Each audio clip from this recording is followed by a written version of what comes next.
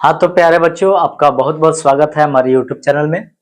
बच्चों, आज के हम लोग इस वीडियो में क्या करने वाले हैं कि वास्तविक संख्या के जितने भी समझिए कि टॉपिक बनेंगे, ठीक है ना, यानी सारे टॉपिक पर हम लोग क्या करने वाले हैं, ऑब्जेक्टिव क्वेश्चन को कवर करने वाले हैं। और इस वीडियो में जो है लगभग 60 से 70 ऑब्जेक्टिव जो है मैं आपको कवर कराने वाला हूँ। तो ध्यान पूर्वक जो है सारे सवालों को जो है शुरू से अंत तक ले देखिएगा। और यह वीडियो अगर आपने कंप्लीट कर लिया तो समझिए कि वास्तविक संख्या से जो है आपके बोर्ड एग्जाम में 8 मार्क्स का सवाल पूछा जाता है, ठीक है।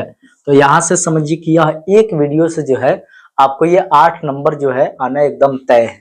तो इसलिए ध्यान पूर्वक जो है सारे सवालों को शुरू से लेकर अंत तक ले आप जरूर देखिएगा, ठीक है। चलिए हम लोग शुरू करते हैं और हम लोग देखते हैं यहाँ पे सबसे पहला सवाल हम लोग के लिए क्या कहा गया है, ठीक है। तो यहाँ पे देखिए मैं सारे के सारे टॉपिक को कवर करने का प्रयास करूंगा, ठीक है। तो यहाँ पे कहता है क्या कि एक नंबर हम लोग का जैसा कि सवाल है, कहता है किसी पूर्णांक p के लिए प्रत्येक सम पूर्णांक का रूप होता है। देखिए यहाँ पे एक बात बोला है कि प्रत्येक सम, यहाँ पे सम का मतलब है कि सम संख्या की हम लोगों से बात कर रहा है, ठीक है ना। तो आप लोग बताएंगे कि सम संख्या किसे कहते हैं। तो हम लोग जानते हैं कि दो संख्या दो से पूर्ण रूप से विभाजित हो जाती है, यानी दो से पूरा पूरा भाग लग जाए तो इस प्रकार की संख्या को हम लोग सम संख्या कहते हैं, ठीक है ना। और यहाँ पे कहता है कि सम संख्या का रूप क्या होगा, यानी हम लोग को यहाँ पे व्यापक रूप के तौर पे सम संख्या का एक तरीके से हम लोग को व्यापक रूप पूछा हुआ है। तो याद रखिएगा कि सम संख्या का व्यापक रूप 2n कह देते हैं, ठीक है ना। तो n हम लोग कोई नंबर मान लेते हैं और सवाल में कहता है कि कोई पूर्णांक क्या है, p है, तो हम n के जगह पर p रख लेंगे, यानी हम कह सकते हैं क्या, 2p। अगर यहाँ पे कुछ और बोलता, क्यू बोलता, तो हम क्यू के फॉर्म में कर देंगे, क्योंकि वहां पे ये P Q A B C D ऐसे चेंज कर सकता है, ठीक है ना। तो ध्यान रखिएगा। तो यहाँ पे क्या हो जाएगा, सम संख्या का व्यापक रूप होता है 2n, जहाँ n कोई भी समझिए कि प्राकृत संख्या हो सकता है। प्राकृत संख्या बोले तो क्या होता है, तो प्राकृत संख्या हम लोग गिनती की संख्या को कहते हैं, यानी 1 2 3 4 ये जो होता है हम लोग का काउंटिंग का नंबर, यही प्राकृत संख्या होता है, ठीक है। तो यहाँ पे आपसे सवाल पूछता है कि सम संख्या का मतलब रूप क्या होगा। तो याद रखिएगा यहाँ पे 2n होता है, यहाँ p बोल रहा है तो 2p हो जाएगा, यानी ऑप्शन नंबर हम लोग का डी हो जाएगा। अब ध्यान दीजिएगा, सम संख्या पर आधारित कुछ सवाल आपसे पूछता है कि सबसे छोटी सम संख्या कौन सी होती है। तो इसको याद रखिएगा, सबसे छोटी सम संख्या 2 होती है, ठीक है। चलिए उसी तरह पूछ सकता है कि सबसे छोटी प्राकृत संख्या क्या होती है, तो 1 होती है, ठीक है। प्राकृत संख्या हमेशा धनात्मक होता है, ठीक है। और उसके बाद सम संख्या वो होता है जो 2 से पूर्णतः क्या हो जाए, विभाजित हो जाए। तो चलिए एक क्वेश्चन हम लोगों ने कंप्लीट कर लिया, आगे हम लोग बढ़ते हैं। देखिएगा दूसरा सवाल, ठीक है। अब बताइएगा ये कैसा लगा, ठीक है ना, कमेंट करके जरूर बताइएगा। और समझिए कि पूरे क्लास में आपको बहुत मजा आने वाला है। ध्यान पूर्वक अगर आपने वीडियो कंप्लीट कर लिया तो फिर ये समझिए कि वास्तविक संख्या से किसी भी प्रकार के सवाल पूछ दे, आपका एक भी गलत नहीं होगा, ठीक है ना। तो चलिए हम लोग बात करते हैं दूसरा सवाल। कहता है कि निम्न में कौन सी सबसे छोटी प्राकृत संख्या, देखिए यहाँ पूछ भी दिया कि सबसे छोटी प्राकृत संख्या पूछ रहा है कि सबसे छोटी प्राकृत संख्या कौन सा है। तो अभी अभी मैंने यहाँ पे बताया कि सबसे छोटी प्राकृत संख्या 1 होता है, ठीक है ना। ऑप्शन नंबर इसका सी हो जाएगा। 3 नंबर यहाँ पे देखिए सवाल कहता है यूक्लिड विभाजन एल्गोरिदम, ठीक है ना, दो धनात्मक पूर्णांक के लिए निम्न में से किसे ज्ञात करने की तकनीक है। तकनीक मतलब टेक्नोलॉजी, ठीक है ना। यानी समझिए कि यूक्लिड विभाजन एल्गोरिदम के माध्यम से हम लोग क्या ज्ञात करते हैं, यानी दो ही पूर्णांक का हम लोग यहाँ पे ये नियम होता है, याद रखिएगा। सिर्फ दो पूर्णांक का बोले तो दो संख्या का ही हम लोग यहाँ पे क्या करते हैं, यूक्लिड विभाजन एल्गोरिदम द्वारा क्या ज्ञात करते हैं, याद रखिएगा मसा ज्ञात करते हैं। मसा के जगह पर क्या कह सकता है, हम लोग जानते हैं मसा के जगह पर क्या बोल सकता है, HCF बोल सकता है, ठीक है ना।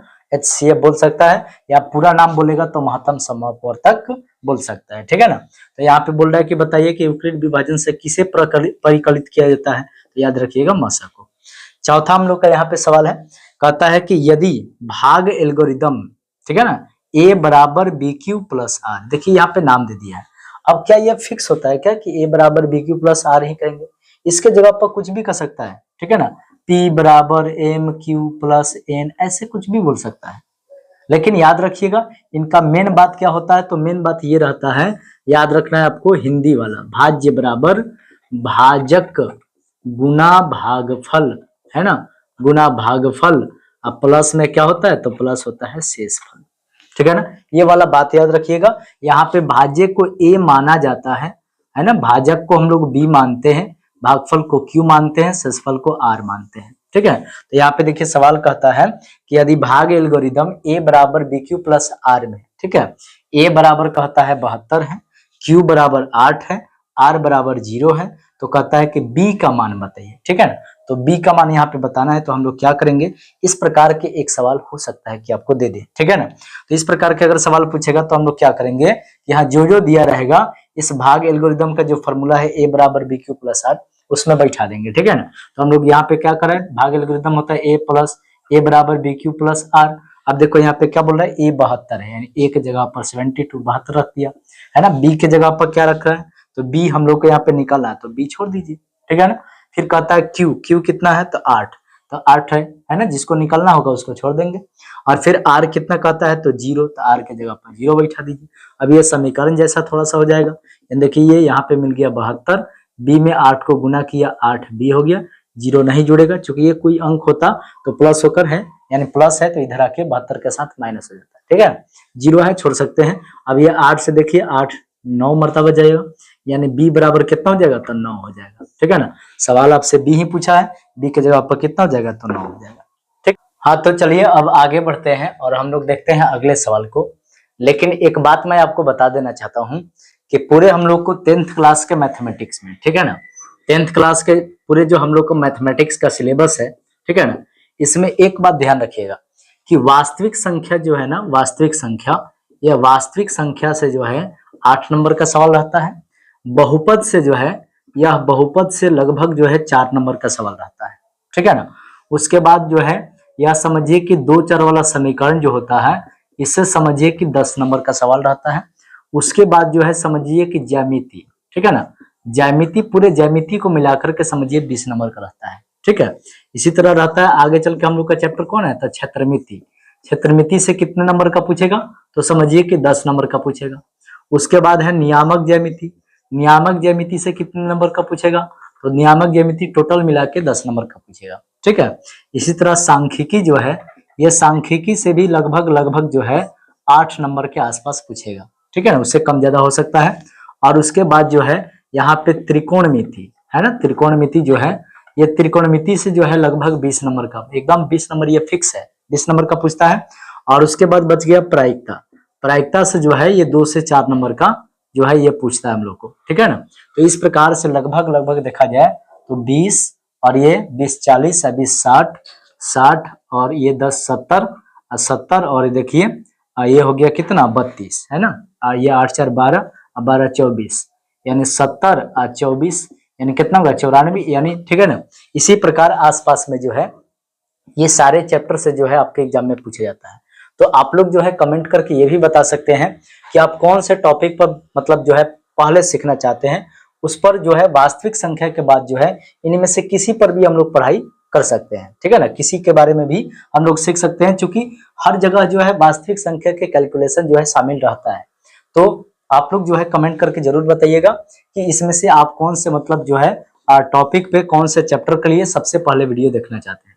चलिए हम लोग यहाँ पे और देखते हैं सवाल को, और यहाँ पे हम लोग समझने का प्रयास करते हैं। ठीक है, हाँ तो देखिए हम लोग का यहाँ पे अब 5वां सवाल है, कहता है कि √10 गुना में √15 बराबर है।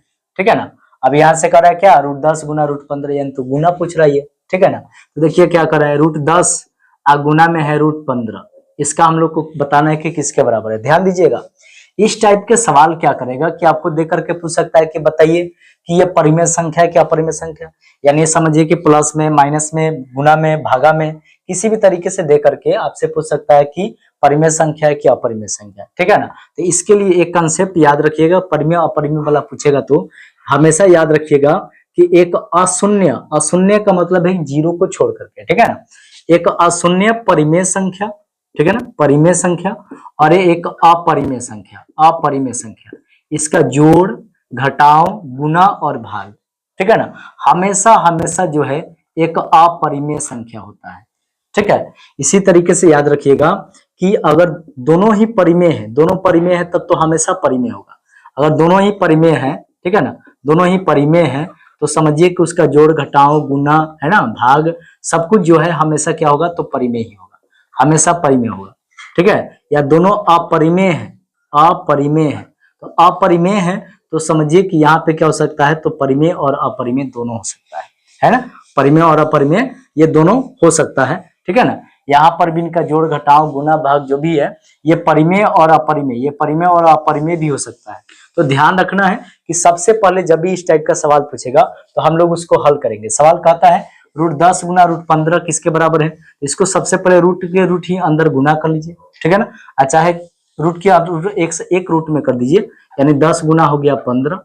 अब देखो इसका गुणनखंडन तोड़ दो, 10 के बदले में हम 2 गुना 5 कह सकते हैं, 15 के बदले में 5 गुना 3 कह सकते हैं। अब देखिए एक 5 बाहर आ जाएगा, 2 और 3 जो है रूट के भीतर ही रह जाएगा, यानी 2 3 कितना बन जाएगा 6, यानी हो गया 5 रूट कितना था 5 रूट 6, ये नंबर हम लोग का आंसर हो जाएगा, ठीक है। अगला कहता है कि 5 15 20 का लसा और मसा का अनुपात क्या है, यानी सबसे पहले कह रहा है कि 5 15 20 का आप लसा बता दीजिए, फिर उसका मसा बता दीजिए और उसका अनुपात बताइए। देखिए लसा जो होता है वह क्या होता है, तो लसा का मतलब है कि हम लोग सबसे पहले इसका लसा निकाल देंगे और फिर कह रहा है मसा, तो फिर इसका मसा निकाल देंगे, ठीक है। तो देखिए 5 15 20 का लसा कितना हो सकता है, तो मान लीजिए आप नियम से बनाने चलिएगा तो फिर आपको टाइम लग सकता है, और नहीं तो जो है बिना नियम के भी आप बना सकते हैं। यहाँ पे इस प्रकार से भी बना दीजिएगा तो वही आंसर आएगा, ठीक है ना।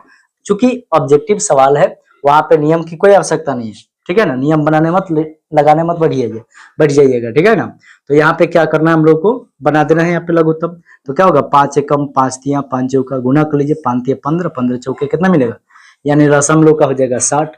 मसा देख लीजिए 5 से 15 भी कट जाएगा और 20 भी कट जाएगा, तो यहाँ पे मसा कितना हो जाएगा 5 हो जाएगा, ठीक है ना। मसा कितना हो जाएगा 5। अब कहता है पहले लसा बोला है बाद में मसा बोला है, तो पहले जो बोलेगा उसको ऊपर रखेंगे और जो बाद में बोलेगा उसको हमेशा नीचे रखेंगे। ये अनुपात का तरीका होता है, अनुपात का मतलब बटा करना, ठीक है। तो पहले लसा बोला है तो लसा को ऊपर कर दीजिए, मसा हम लोग का 5 मिल रहा था, 5 नीचे रख देंगे, कितना मिलेगा 12, है ना। नीचे कुछ नहीं मिला तो 1 हो गया, यानी अनुपात के रूप में क्या लिखेंगे, तो 12 अनुपात 1 हो जाएगा, और ये हम लोग का क्या होगा डी नंबर आंसर हो जाएगा, ठीक है। अच्छा चलिए अब यहाँ पे देखिएगा सबसे मस्ट क्वेश्चन, सबसे बेस्ट क्वेश्चन, सीखने वाली क्वेश्चन है, ठीक है। चलिए अब देखते हैं हम लोग ये 7वां क्वेश्चन, और कहता है कि सबसे छोटी अभाज्य और सबसे छोटी भाज्य संख्या का हम लोग को क्या करना है, गुणनफल निकालना है, ठीक है। तो देखिए सबसे पहले हम लोग सीखते हैं कि अभाज्य संख्या किसे कहते हैं, और फिर हम लोग सीखते हैं भाज्य संख्या किसे कहते हैं। ये बहुत इंपॉर्टेंट है, तो बहुत आसान है, ध्यान दीजिएगा। अभाज्य संख्या किसे कहते हैं, तो अभाज्य वो संख्या होता है जिसमें एक और स्वयं, यानी एक और समझिए कि खुद वह संख्या जिसको हम मतलब यहाँ पे कहने वाले हैं, तो एक और वो खुद संख्या उसको छोड़ करके किसी अन्य से भाग नहीं होना चाहिए। यानी बोले तो जिसका केवल 2 गुणनखंड हो चाहिए, क्या क्या, तो एक और वो संख्या खुद, ठीक है ना। एक और वो संख्या खुद है, यानी यही दूगो उसका समझिए कि गुणनखंड है, तो इस प्रकार के संख्या को हम लोग अभाज्य संख्या कहते हैं, ठीक है। तो अभाज्य संख्या कौन कौन सी होती है, ध्यान दीजिएगा, ये बहुत इंपॉर्टेंट है, ये माध्य से संबंधित सवाल में पूछ देगा, है ना। ये जो है आपको वास्तविक संख्या में पूछ रहा है, ठीक है ना। ये जो है प्रायिकता में जरूरत पड़ेगा, हर जगह जरूरत पड़ने वाला है इसका। तो ध्यान दीजिएगा यहाँ पे कर रहा है कि अभाज्य संख्या क्या क्या होता है, तो 2 3 5 7 11 13, है ना, 15 17, है ना, 19 21, इस तरह से कितना तक होता है, तो समझिए कि 100 तक में, यानी 97 तक, यानी समझिए 1 से 100 के बीच में 25 अभाज्य संख्या होती है। अब यहाँ से देखिए फिर हम लोग जानते हैं इसका उल्टा भाज्य संख्या। भाज्य संख्या किसे कहेंगे, तो भाज्य संख्या उन संख्याओं को कहेंगे जिसमें एक और खुद को छोड़कर दूसरी संख्या से भी भाग लग जाए। और सबसे छोटी ये शुरू होता है 4 से, याद रखिएगा, यह शुरू होता है 2 से, यह होता है 4 से, यानी इनको छोड़ करके अभाज्य को छोड़ के जो भी आ जाए, यानी यहाँ पे हो जाएगा 4, है ना, उस तरह से हो जाएगा यहाँ पे कितना, तो यहाँ पे मिलेगा 6 8 9 10, जो भी ये संख्याएं हैं ये सब के सब क्या हो जाएंगे, भाज्य संख्या, ठीक है। अब देखिएगा यहाँ पे ये भी कहता है कि प्रथम 2 या प्रथम 5 अभाज्य संख्या बताइए, तो प्रथम 5 का मतलब है कि शुरू से हम 5 को लगातार बोल देंगे तो ये हमारा प्रथम 5 अभाज्य संख्या कहलाएगा। ये भी जरूरत पड़ेगा, है ना, प्रथम 5 भाज्य संख्या ऐसा भी कहा जा सकता है। तो यहाँ पे सवाल कहता है कि सबसे छोटी अभाज्य या सबसे छोटी भाज्य, यानी सबसे छोटा अभाज्य कौन है, तो यहाँ पे देखिए 2 है, और सबसे छोटा भाज्य कौन है, तो यहाँ पे 4 है। सवाल कहता है कि दोनों का गुणनफल बताइए। यहाँ पे कह सकता है दोनों का योगफल बताइए, दोनों का मस्सा बताइए, दोनों का लसा बताइए, ये भी ऐसा भी कर सकता है। यहाँ पे बोल रहा है गुणनफल बताइए, तो सबसे छोटा भाज्य संख्या 2 हो गया, सबसे छोटा भाज्य संख्या 4 हो गया, दोनों को गुना करने को बोल रहे हैं, तो गुना कितना हो जाएगा, तो 4 दूनी 8 मिलेगा, ऑप्शन नंबर सी हो जाएगा। ठीक है, तो याद रखिएगा इस टाइप के सवाल जो है आपसे पूछा जाएगा। हाँ, ऑब्जेक्टिव भी यहाँ से पूछ लेगा कि सबसे छोटी अभाज्य संख्या तो 2 होता है, कह सकता है सबसे छोटी भाज्य संख्या, तो याद रखिएगा 4 होता है। और ये भी कह सकता है कि 2, देखिए 2 क्या होता है, तो ये सम भी होता है और अभाज्य भी है। इसका मतलब है कि 2 इकलौता एक ऐसा संख्या होता है अभाज्य में जो सम और अभाज्य होता है, बाकी दूसरा कोई भी ऐसा अभाज्य संख्या नहीं होता है जो सम हो सकता है। तो इसको याद रखिएगा, ये काफी इंपॉर्टेंट हो जाता है। चलिए अगला सवाल देखते हैं। देखिए ये सवाल देखिए पूछ लिया है, यहाँ पे अभाज्य संख्या चुनने को पूछ सकता है, तो याद रखिएगा कहता है कि निम्नलिखित में से कौन अभाज्य संख्या है, तो अभाज्य संख्या देखिए यहाँ पे क्या हो जाएगा, ये 15 में 16 में 25 में सब में लग जाएगा, 29 यहाँ पे हो जाएगा। ठीक है, चलिए आगे कहता है कि सबसे छोटी भाज्य संख्या सबसे छोटी अभाज्य संख्या का मसा देखिए पूछ दिया, यानी सबसे छोटी भाज्य तो 4 हो जाएगा, और फिर कहता है सबसे छोटी अभाज्य तो 2 हो जाएगा, और कहता है इनका मसा बताओ, तो मसा हमेशा ये वाला होगा, छोटा वाला होगा, है ना, 2 से 4 मिल जाएगा, कट जाएगा, तो यहाँ पे क्या होगा, इनका मसा हो गया इस प्रकार से। ठीक है, हाँ तो बच्चों चलिए हम लोग देखते हैं अगला सवाल, और यहाँ पे देखिए हम लोग का 10 नंबर सवाल है, कहता है कि 96 का अभाज्य गुणनखंडन क्या है। देखिए इस पर आधारित सवाल जो है एकदम पूछेगा, घात पूछ सकता है, अभाज्य गुणनखंड ही पूछ दिया, ठीक है ना। तो कहता है 96 का अभाज्य गुणनखंडन क्या है, तो अभाज्य गुणनखंडन देखिए इस प्रकार से निकाला जाता है, तो इसमें भाग लगाना पड़ता है, 2 से भाग लगाएंगे कितना मिलेगा, तो 48 मिलेगा, 2 से भाग लगाएंगे कितना मिलेगा, 24 मिलेगा, 2 से भाग लगाएंगे कितना मिलेगा, 12 मिलेगा, 2 से भाग लगाएंगे फिर 6, और यहाँ पे 2 से भाग लगाएंगे फिर कितना होगा, 3। लेकिन एक खास बात है, ध्यान रखिएगा, अभाज्य गुणनखंड में, ठीक है ना, सिर्फ अभाज्य संख्या से ही भाग लगाया जाता है, ठीक है ना। और अभी अभी मैंने आपको बताया है कि अभाज्य संख्या किसे कहते हैं, तो अभाज्य संख्या देखिए 2, 3, 5, 7, 11, 13, 15, 17, 19, है ना, 19, 21, सॉरी 19, 23, है ना, उसके बाद 29, 31, है ना, 37, 41, 43, है ना, 47, इस तरह से हम लोग को मिलेगा, है ना, 97 तक। बात समझ में आ रहा है। तो कुल मिला के देखिए अभाज्य गुणनखंड हमेशा अभाज्य संख्या से ही लगाया जाता है, ठीक है।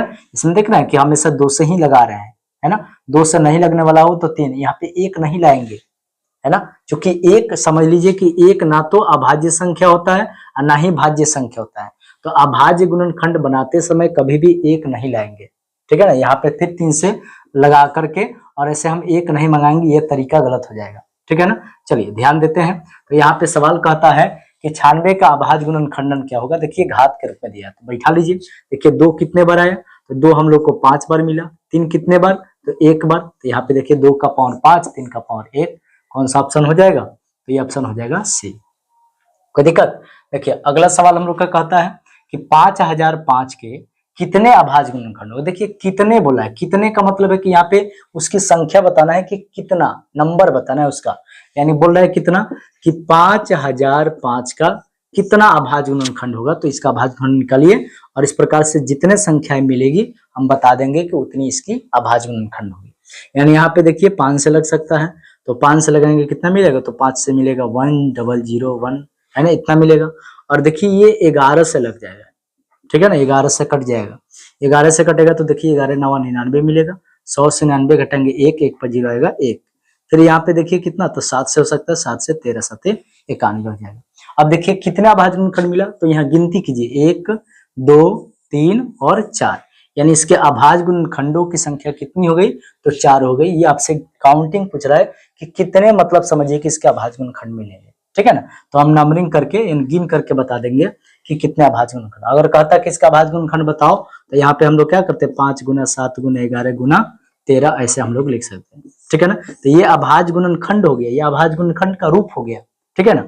और यहाँ पे पूछा कि कितने, यानी नंबर बताना था। चलिए अगला सवाल कहता है कि 2 संख्याओं का मसा, याद रखिएगा, सॉरी 2 लगातार संख्याओं का मसा क्या होता है, तो हमेशा 2 लगातार संख्याओं का मसा याद रखिएगा 1 होता है, ठीक है। अगला सवाल कहता है कि यदि a और b अभाज्य संख्या है, देखिए फिर अभाज्य की बात होगी, कहता है a और b अभाज्य संख्या है तो इनका लसा क्या होगा, तो याद रखिएगा ये अभाज्य संख्या है तो समझिए कोई किसी से नहीं कटेगा, कोई किसी से नहीं कटेगा अभाज्य संख्या। तो इसका मतलब है कि जब 2 संख्याएं एक दूसरे से जब विभाजित नहीं होती है, नहीं कटता है, तो उनका लसा याद रखिएगा दोनों को आपस में गुना कर दिया जाता है, ठीक है। यानी दो संख्याओं का लसा निकालते समय यदि समझिए कि एक दूसरे से वो विभाजित नहीं हो रहा है तो उनका लसा समझिए कि हमेशा क्या होगा, उनका गुना हो जाएगा। तो यहाँ पे कहता है ए और बी आभा संख्या है तो इनका लसा क्या होगा, तो ए और बी का गुना हो जाएगा यानी ए बी हो जाएगा। और फिर यदि कहता है कि लसा क्या होगा तो दोनों का गुना हो जाएगा। मसा क्या होगा आप लोग बताइएगा कमेंट करके, ठीक है। चलिए अगला सवाल कहता है कि दो परिमेय संख्याओं के बीच कितनी परिमेय संख्या हो सकती है। याद रखिएगा दो परिमेय संख्या के बीच अनंत परिमेय संख्या होती है, ठीक है। चलिए कहता है, अब ये थोड़ा सा सीखने वाला है आपसे।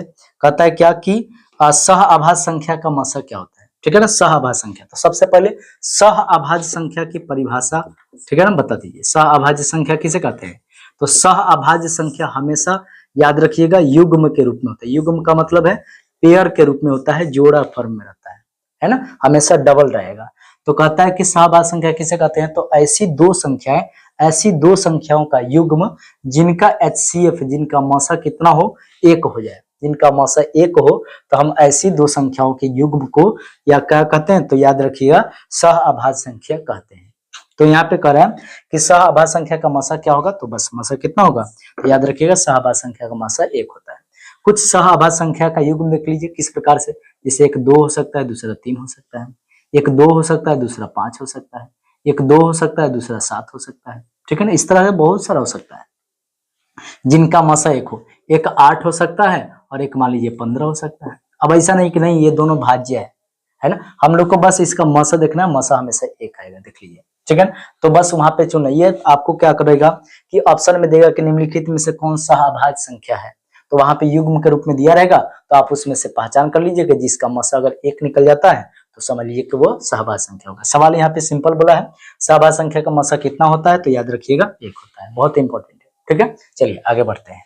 हाँ तो प्यारे बच्चों, आपको कैसा लग रहा है क्लास, ठीक है ना, जरूर कमेंट करके बताइएगा, वीडियो को जरूर लाइक कर दीजिएगा, ठीक है ना। देखिए हम लोग आगे बढ़ते हैं और यहाँ पे सवाल देखते हैं। जैसे एक बात और बताना चाहता हूँ कि जैसे कि आपके एग्जाम का मान लीजिए 2 मंथ और बाकी है, तो निश्चित है कि आपके दिलों की धड़कन जो है उसकी रफ्तार बढ़ गया होगा, लेकिन डरने की कोई बात नहीं है, ठीक है ना। वीडियो को ध्यानपूर्वक पूरा देखिएगा। यहाँ जो आपको बता रहे हैं इसमें से एक भी सवाल जो है इस टाइप से बाहर आपके एग्जाम में नहीं पूछेगा, ठीक है ना, तो ध्यान रखिएगा। देखिए अगला हम लोग का सवाल है यहाँ पे क्या कहता है, 16 नंबर कहता है कि यदि दो संख्याओं का गुणनफल 2166 है और उनका मसा जो है 19 है तो उनका लसा क्या होगा, ठीक है ना। इस टाइप का सवाल भी एकदम पूछता है, तो एक फार्मूला याद रखना पड़ेगा। यहाँ पे हम लोग जानते हैं कि लसा गुना मसा बराबर होता है दो संख्याओं का गुणनफल।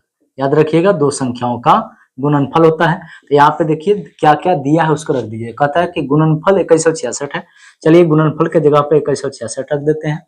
फिर कहता है कि मसा 19 है, देखिए मसा के जगह पे 19 रख दिया। सवाल पूछता है लसा क्या होगा, तो लसा हमने छोड़ दिया, ठीक है ना। अब इसी तरीके से लसा दे सकता है, मसा पूछ सकता है, ठीक है ना, इस प्रकार के हो सकता है। चलिए यहाँ पे क्या होगा, तब बस 19 से यहाँ पे भाग लगा देना है, गुना है तो बटा हो जाएगा, यानी 2166 अब भागा लगा दीजिए 19 से, यानी 2166 और इसमें हम लोग क्या करेंगे 19 से भाग कर देंगे, यानी 19 से भाग करेंगे। देखिए कितना मरतबा आएगा, ये हो गया 19 और उसके बाद में यहाँ पे देखिए 19 फिर आ गया, यानी कितना हो जाएगा, तो ये 19 चौका यानी 114 हम लोग का आंसर हो रहा है, यानी ये हम लोग का सी आंसर हो जाएगा, ठीक है। बस सिंपल काम करना है, ऐसा हो कि आपसे तुरंत बन जाए। चलिए अगला सवाल कहता है कि m एक धन पूर्णांक है और कहता है कि एक धनात्मक विषम पूर्णांक क्या होगा। अच्छा बहुत बढ़िया क्वेश्चन है ये, ध्यान दीजिएगा। कहता है कि m एक धनात्मक पूर्णांक है, तो कहता है कि तो धनात्मक विषम पूर्णांक का रूप क्या होगा। तो यहाँ पे देखिए ऑप्शन, इस टाइप का सवाल होगा ना तो ऑप्शन से बनेगा सवाल। यहाँ पे क्या कहता है 4m+2, 4m+4, 4m+1, इनमें से कोई नहीं। यहाँ पे क्या बोला है, तो यहाँ पे बोला है विषम। अब यहाँ पे विषम या सम बोलेगा, ठीक है ना। तो ध्यान दीजिएगा यहाँ पे m के साथ या जो भी m n p q कुछ भी दिया हो उसके साथ गुना में कितना है, तो यहाँ पे 4 है। तो ये समझिए कि ये b का काम करता है, भाजक का काम करता है। भाग एल्गोरिदम में a बराबर bq + r, ये b की जगह पर काम करने वाला यहाँ पे 4 है। तो अगर b का मतलब है कि भाजक 4 है, यानी हम भाग लगा रहे हैं 4 से, तो शेषफल क्या हो सकता है, तो शेषफल याद रखिएगा 0 से लेके और ये जितना है उससे 1 कम तक आएगा, यानी शेषफल 0 हो सकता है, 1 हो सकता है, 2 हो सकता है और 3 हो सकता है, ठीक है। अगर यहाँ 5 होगा तो शेषफल जो है 0 से 4 तक होगा। अगर यहाँ 6 होता तो समझिए कि शेषफल 0 से लेकर कहाँ तक होता, तो 5 तक होता। और समझ में रहा है, यहाँ पे कह रहा है कितना, तो 4 कह रहा है और सवाल पूछ दिया है कि विषम में क्या होगा। तो विषम का मतलब है कि इसमें शेष में देख लीजिएगा विषम कौन कौन सा है। सम कहेगा तो शेष में 0 को शामिल करते हुए 0 को सम के साथ शामिल करेंगे, ठीक है। तो यहाँ विषम बोला है तो हम विषम चुनेंगे, तो विषम हम लोग का 1 और 3 है। तो यहाँ पे देखिए 1 और 3 अगर शेष के रूप में लास्ट में इसे दिया होगा वही आंसर हो जाएगा। विषम बोल रहा है, देखिए यहाँ पे 1 मिल गया, यही हम लोग का आंसर हो जाएगा 4m+1, ठीक है। सम कहता तो ये दोनों हो जाता है, ठीक है। चलिए सॉरी, ये नहीं हो सकता है क्योंकि शेषफल कभी भी इसके बराबर नहीं हो सकता, ये कभी नहीं हो सकता है, ठीक है ना। शेषफल यहाँ पे देखिए भाजक 4 है तो शेषफल कभी भी 4 नहीं हो सकता है, करेक्ट। यहाँ पे अगर मान लीजिए कि यहाँ भाजक अगर सपोज दैट 6 होता तो यहाँ 6 नहीं हो सकता, 0 से लेकर 5 तक ही होगा, ठीक है। चलिए आगे बढ़ते हैं। 8 नंबर हम लोग का सवाल है, कहता है कि कौन सा युग्म सहभाज है। देखिए अभी सहभाज के बारे में आपको पीछे पढ़ाए हैं, ठीक है ना। कहता है कि कौन सा सहभाज है, तो सहभाज संख्या हम लोग जानते हैं कि ऐसी दो संख्या जिसका मसा कितना हो जाए, 1 हो जाए। देखिए 14 35 दोनों 7 से विभाजित हो जाएगा, है ना। 18 25, अच्छा ये हो जाएगा, ठीक है ना। ये देखिए 13 52, 13 से 13 चौके 52 मिल जाएगा। यहाँ 21 84, 21 चौका 84 हो जाता है, ठीक है ना। तो यहाँ पे मसा कितना हो जाएगा, तो देखिए इसका हो जाएगा। इस तरह से आपको चुनना पड़ेगा सारे ऑप्शन से। कुछ सवाल ऐसा होता है जिसको हल आप नहीं कर सकते हैं, उसको ऑप्शन से ही बनाना पड़ेगा, ठीक है। तो ध्यान दीजिएगा, अगला हम लोग का सवाल है यहाँ पे, कहता है कि कौन क्या है यौगिक संख्या। अच्छा यौगिक संख्या, देखिए भाज्य संख्या का ही एक और नाम होता है, भाज्य का ही एक और नाम होता है, याद रखिएगा यौगिक संख्या। तो भाज्य संख्या भी हम पीछे बताए हैं आपको, भाज्य संख्या कहाँ शुरू होता है, 4 से, है ना। और ऐसी संख्या जिसमें एक और खुद को छोड़कर किसी और से भी भाग लग जाए, ठीक है। तो यहाँ पे जैसे 4 हो जाएगा, 6 हो जाएगा, 8 हो जाएगा, 9 हो जाएगा। तो सवाल आपसे क्या कहता है, कौन इसमें भाज्य संख्या है। देख लीजिए एक और खुद को छोड़कर दूसरे से भाग लग जाए, ये 11 अभाज्य है, 31 अभाज्य है। यहाँ पे 21 क्या होगा, दूसरे से भी लग जाए, 1 और 21 को छोड़कर 3 और 7, है ना, लग जाएगा, 3 और 7 से लग जाएगा, इसलिए क्या हो जाएगा, ये 21 हो जाएगा। अगला हम लोग का यहाँ पे 20 नंबर सवाल है, कहता है कि दो संख्या का मसा, यहाँ पे देखिए 27 27 है, लसा 162 है। कहता है उनमें से एक संख्या 54 है, तो दूसरी संख्या बताइए। देखिए यही सवाल है, ठीक है ना, इसी पर आधारित सवाल है। यानी लसा गुना मसा बराबर दो संख्या बोले है ना, तो दो संख्या के जगह पर यहाँ पे कह सकते हैं क्या, पहली संख्या गुना दूसरी संख्या, ये भी याद रखिएगा, है ना। ऐसे कह देता है कि पहली संख्या गुना में कह सकता है दूसरी संख्या, ऐसे भी बोल सकता है, ठीक है ना। दो संख्या का मतलब एक पहला होगा, दूसरा होगा। यानी यहाँ पे कह रहा है कि दो संख्या का मौसा कितना है, तो 27 है, मौसा की जगह पर बैठा दीजिए 27। फिर कहता है क्या, तो लसा कितना 162 है, लसा की जगह पे 162 बैठा दो। फिर कहता है कि दो संख्या, यानी वो पहली हो गई एक दूसरी। यहाँ पे कह रहा है कि पहली इतना है, एक संख्या इतना है, इसका मतलब है कि पहली दिया है, दूसरी पूछ दिया, ठीक है ना। हो सकता है कि दूसरी दे दे और पहली पूछ दे, ठीक है ना, ऐसा हो सकता है। चलिए इसको हल कर लीजिए। देखिए 27 से 27 दूने मिलेगा और 2 से इसको आधा कर लो, कितना होगा 81 हो जाएगा, 81 हो जाएगा। ये ऑप्शन नंबर डी हो जाएगा, कोई दिक्कत। तो चलिए हम लोग इस प्रकार से 20 क्वेश्चन को बना लिए, और भी हम लोग सवाल इसमें देखते हैं। वास्तविक संख्या को हम लोग को कंप्लीट कर देना है, ठीक है ना। यानी ये वीडियो आपको कंप्लीट वास्तविक संख्या सिखाकर ही छोड़ूंगा, ठीक है ना। यहाँ से हम लोग को 8 नंबर लेकर ही जाना है, ठीक है। तो चलिए आगे देखते हैं हम लोग अगला सवाल। अगला सवाल हम लोग का है कि कहता है दो लगातार सम संख्या का मसा क्या होगा। देखिए दो लगातार सम संख्या पूछ रहे हैं, तो सम संख्या अभी हम लोग सीखे हैं। सम संख्या किसे कहते हैं, तो जिसमें 2 से भाग लग जाए, यानी 2 4 6 8 ऐसे, है ना। तो दो लगातार का मतलब है कोई भी दो लगातार ले लीजिए, कोई भी दो लगातार ले सकते हैं। और कहता है कि इसका मसा क्या होगा, तो याद रखिएगा दो लगातार सम संख्या का मसा हमेशा 2 होता है, ठीक है ना, तो याद रखिएगा। इसी तरह कह सकता है कि दो लगातार विषम संख्या का मसा क्या होगा, तो बताइएगा आप लोग, ठीक है ना, कमेंट करके आप लोग बताइए दो लगातार विषम संख्या का मसा क्या होगा। विषम संख्या 1 3 5 7 होता है, ठीक है ना, आप लोग बता सकते हैं। सम संख्या का मसा अगर शुरुआत वाला 2 होता है तो बताइए विषम का मसा क्या होगा, ठीक है ना। चलिए अगला सवाल हम लोग देखते हैं। 22 नंबर कहता है कि निम्नलिखित में से कौन परिमेय संख्या है। देखिए इस टाइप का सवाल जब भी पूछेगा, परिमेय अपरिमेय कौन है कौन नहीं है ना, तो याद रखिएगा थोड़ा सा कैलकुलेटिव भी हो सकता है, तो कुछ क्वेश्चन जो है डायरेक्टली हो जाएगा, यानी कुछ क्वेश्चन को सॉल्व करना पड़ेगा, हो सकता है हल करना पड़े, ठीक है ना। तो यहाँ पे ध्यान दीजिए, कहता है कि कौन परिमेय संख्या है, तो परिमेय देखिए रूट में 3 है, यानी परिमेय वही होगा जिसका वर्गमूल निकल जाए, ठीक है ना। जिसका वर्गमूल निकल जाएगा तो परिमेय होगा, जिसका वर्गमूल नहीं निकलेगा अपरिमेय होगा। सवाल हम लोग को इसमें चुनना क्या है, कौन परिमेय है, तो ये देखिए अपरिमेय है, ये देखिए रूट दू कट जाएगा, ये कैलकुलेटिव है थोड़ा सा, है ना, तो रूट दू कट जाएगा तो सिर्फ दू बचेगा, यही परिमेय संख्या हो जाएगा। रूट नहीं बचेगा, यहाँ पे रूट खत्म हो जाएगा, यहाँ पे रूट रहेगा, यहाँ पे रूट रहेगा, तो परिमेय संख्या चुनना था तो ये हो जाएगा। ठीक है, अगला सवाल कहता है कि रूट दू क्या है, तो रूट में जब भी कोई संख्या रहे जिसका वर्गमूल नहीं होगा, ध्यान रखिएगा पहले इस टाइप के सवाल देखते समय धोखा खा जाता है बच्चे सब, ठीक है ना। यहाँ पे क्या करना है कि ये देखना है कि इसका वर्गमूल निकलेगा या नहीं निकलेगा, ठीक है ना। तो यहाँ पे कहता है कि रूट दू क्या है, तो रूट दू याद रखिएगा, रूट दू का वर्गमूल नहीं निकल सकता है, तो ये हो जाएगा क्या, अपरिमेय संख्या। अगला सवाल कहता है कि कौन अपरिमेय नहीं है। देखिए अपरिमेय नहीं है मतलब परिमेय है ना, तो नहीं वाला ध्यान पूर्वक, ठीक है ना, नहीं वाला सवाल बहुत अच्छे से देखना है, क्योंकि यहीं पे क्या होता है कि बच्चे जो है मार खा जाते हैं, यहीं पे जो है क्वेश्चन गलत करके आ जाते हैं, नहीं को छोड़ देते हैं, अधूरा पढ़ते हैं और फटाक से आंसर करेंगे और वहां पे सोचने में मजबूर हो जाएंगे या गलती करके चले आएंगे। तो सवाल कहता है कि कौन सा जो है ये अपरिमेय संख्या नहीं है, यानी कौन सा परिमेय संख्या है। तो देखिए ये अपरिमेय है, ये है ना, ये सॉरी रूट में होगा, यहाँ पे है, ये नहीं है। देखिए इसका वर्गमूल हो सकता है, एक और 121 का वर्गमूल कितना होगा, 11 हो जाता है, तो ये क्या है, अपरिमेय नहीं है, इट मीन्स परिमेय है इसका।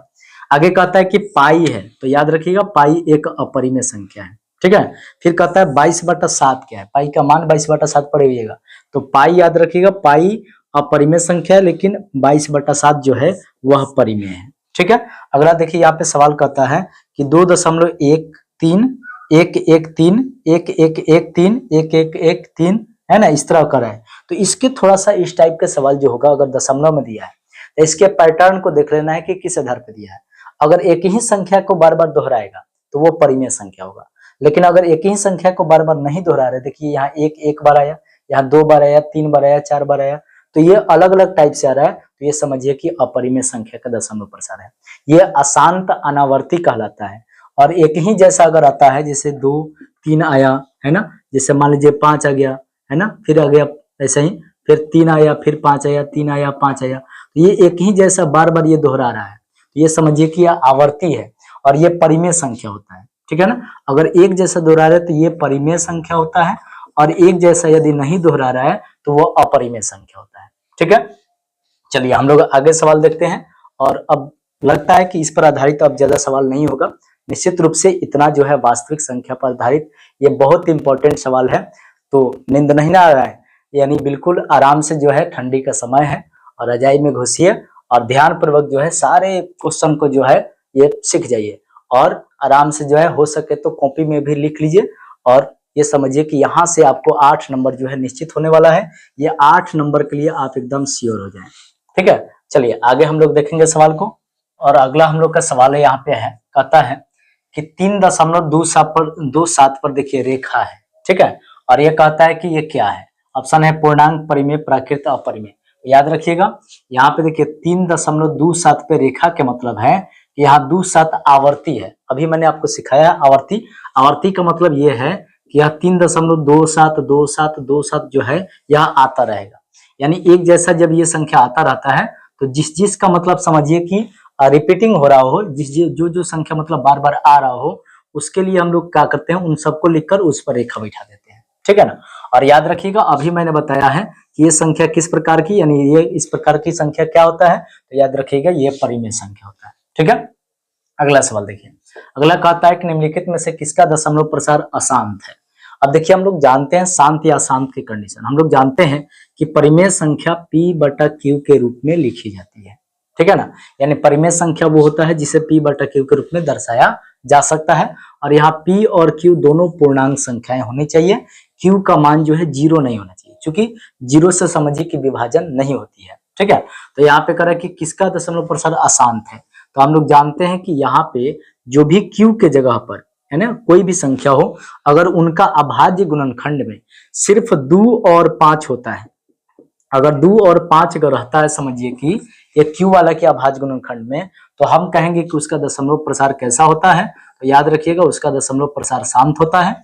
और यदि 2 और 5 के अलावा कोई और अंक आ गया, मतलब सिर्फ 2 होना चाहिए, चाहे 2 जितनी भी बार है, यानी m लगाने का मतलब m बार, यानी 2 बार आए, 3 बार आए, 5 बार आए, 10 बार आए, है ना, यानी m का पावर या 5 का पावर n का मतलब है कि 5 कितना भी बार आ जाए, है ना, यानी 5 एक बार 2 बार किसी भी प्रकार से आए तो यहाँ पे कहेंगे क्या कि 2 के पावर m गुना 5 के पावर n अगर होता है q का रूप तो समझिए कि वो शांत होगा। 2 और 5 के अलावा दूसरी संख्या जाएगा तो वो अशांत होगा, ठीक है ना। यहाँ पे हम लोग से क्या पूछा है, तो कौन अशांत है, तो अब अशांत देख लीजिए, 2 और 5 से नीचे कटने वाला, तो ये 2 और 5 से कट जाएगा, तो ये समझिए ये शांत है। यहाँ पे देखिए 2 और 5 से कट जाएगा, 2 से भाग का नियम होता है कि देखिए 2 से वही संख्याएं कटती है जिसके इकाई का अंक, इकाई याद रखिएगा, इकाई का अंक जो है वो 0 या 2 से भाग कटने वाली संख्या होनी चाहिए, 2 4 6 8, ठीक है ना। ये अगर अंक रहता है इकाई का स्थान पर तो वो समझो 2 से विभाजित होगा, कटेगा। 5 का क्या होता है, तो 5 का ये होता है कि इकाई के जगह पर जो है याद रखिएगा 0 या 5 होना चाहिए, ठीक है। तो इस तरह हम लोग बिना भाग लगाए पता कर सकते हैं कि वहां पे 2 से लगेगा या 5 से लगेगा कि नहीं लगेगा, ठीक है ना। तो सवाल कहता है कि अशांत, अशांत मतलब 2 और 5 के अलावा दूसरे से लगना चाहिए, तो यहाँ पे 2 और 5 से ही लगेगा। 0 वाला हो तो इसके अंक को भी देख लीजिएगा, ठीक है ना। यहाँ पे 625 कर रहा है, ये भी देखिए 625 क्या होता है, 5 को 4 बार गुना करने पर मिलता है। अशांत बोल रहा है तो निश्चित रूप से ये हो जाएगा, ठीक है। और नहीं तो फिर क्या करना पड़ेगा, इस रूप में तोड़ना पड़ेगा, तो बहुत लेंदी हो जाएगा, ऑब्जेक्टिव सवाल है। इस तरह अगर तोड़ना होगा तो वो 2 नंबर के लिए पूछेगा। मैं पहले आपको समझिए कि इस वीडियो में ऑब्जेक्टिव पूरा कंप्लीट कराता हूं और अगले वीडियो में जो है पूरे वास्तविक संख्या का हम लोग सब्जेक्टिव सवाल पूछेंगे। हाँ, एक बात याद रखिएगा, वास्तविक संख्या से समझिए कि या तो ऑब्जेक्टिव नहीं तो लघुत्तरीय सवाल ही पूछेगा, दीर्घोत्तरीय कभी नहीं पूछ सकता है, ठीक है। अगला सवाल यहाँ पे कहता है कि संख्या 0.32 पर रेखा को है ना p बटा क्यू के रूप में लिखा जा सकता है, यानी इसको कह रहा है कि p बटा क्यू के रूप में लिखिए, ठीक है ना। और इस पर देखिए मैंने इसका जो पहला वीडियो बनाया है ये सब कुछ आपको सिखाया है शॉर्ट में, ठीक है ना, तो वहां से भी आप देख सकते हैं। तो यहाँ पे क्या कहता है कि इसको कैसे लिखेंगे p बटा क्यू के रूप में, तो ये जितना दिख रहा हो दशमलव और रेखा को छोड़कर मान लो उस उतना लिख देना है, और रेखा वाले को छोड़ के जितना बचेगा उतना घटा देना है, और बटा जितने संख्या पर रेखा होगा उतना 9 लिखना है, और दशमलव के बाद जितने अंक पर रेखा अंक मतलब जितने अंक पर रेखा नहीं होगा उतना 0 बैठा देना है, ठीक है ना। यहाँ 3 पर मतलब समझिए कि रेखा या बिंदु नहीं है तो हम एगो 0 बैठा देंगे, क्योंकि एक अंक पर नहीं है इसलिए एक 0 बैठाया।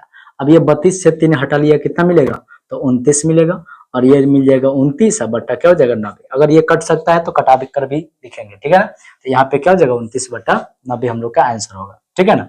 अच्छा, अगला सवाल हम लोग देखते हैं। कहता है कि हाँ एक और बात यहाँ पे है कि अगर शांत अशांत वाला पूछेगा तो ये कैलकुलेटिव भी हो सकता है, कोई कोई ऐसा भी होगा जो इसे कट सकता है, तो उसको सरलतम रूप में सबसे पहले लिखेंगे। सरलतम का मतलब है कि कटाएंगे और समझिए कि इस प्रकार की संख्या हो जानी चाहिए कि वह सबसे सिंपल फॉर्म हो जाए, सबसे छोटा रूप बन जाए, ठीक है। अगला सवाल यहाँ पे देखिएगा, लास्ट है, यहाँ पे इस वीडियो का लास्ट क्वेश्चन है और ध्यान दीजिएगा। कहता है कि 0.375 को p बटा क्यू रूप में क्यू का रूप क्या होगा। देखिए इस पर आधारित सवाल है ना, क्यू का रूप पूछ रहा है, तो इसका मतलब है 0.375 दिया है, तो यहाँ पे देखिए रेखा नहीं है, रेखा नहीं है तो सिंपल क्या करेंगे, दशमलव हटा देंगे इस तरह से, और देखिए दशमलव के बाद 3 अंक है तो 1 पर 3 0, यानी बोले तो 1000 हो जाएगा, ठीक है ना। अब ये कटाने की कोई आवश्यकता नहीं, अगर कटाइएगा भी तो अच्छी बात है, और नहीं कटाते हैं तो भी चलेगा, ठीक है ना। तो यहाँ पे देखिए नहीं कटाना ही उचित रहेगा, क्योंकि यहाँ पे हम लोग को सवाल उसी टाइप से पूछ रहा है, ठीक है ना। या कटा भी देंगे तो ज्यादा बेटर देन रहेगा, तो इसे कटा दीजिए। कटाएंगे तो देखिए 25 से कटेगा कितना, ये हो जाएगा कितना 25 एकम, है ना, और फिर हो जाएगा 25 पच्चे, देखिए ये हो जाएगा 25 अट्ठे, है ना, 25 अट्ठे नहीं 25 चौके, और यहाँ 40 हो जाएगा।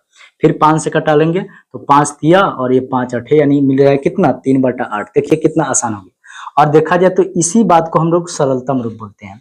अब यहाँ पे बोला है क्यू का रूप, तो क्यू कौन होता है, नीचे वाला होता है, यानी 8 का रूप तोड़ दीजिए, 8 का अभाज्य गुणनखंड कर दो, तोड़ना है तो यहाँ पे देखिए अभाज्य गुणनखंड के रूप में दिया हुआ है, तो इसका तोड़ देंगे तो 2 से देखिए कितना 4, फिर 2 से 2, यानी 2 कितने बार आ रहे हैं 3, यानी 2 के पावर 3, इसमें देखिए 5 आया ही नहीं, तो जो नहीं आता है उसका पावर 0 बैठा लेंगे, तो यहाँ पे ए नंबर इसका राइट आंसर हो जाएगा।